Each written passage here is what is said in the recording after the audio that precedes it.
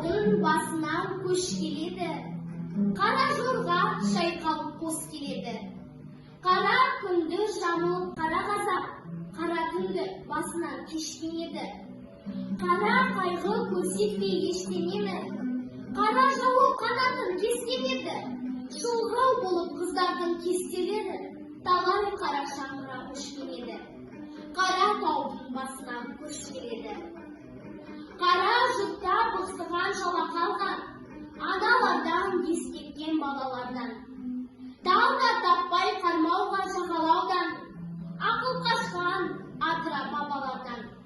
Қандай қарғыс әттеген қайран елді, қайда барып тығылар қадалауға.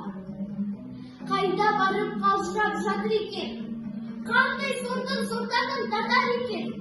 Көр болса да бос екен қазақ жері болған соң атар екен.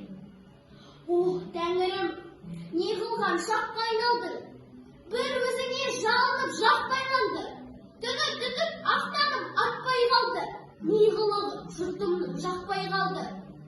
Көлім кеуіп өзенім ақпай қалды. Ох, тәңірім, не қылған шаққа айналды.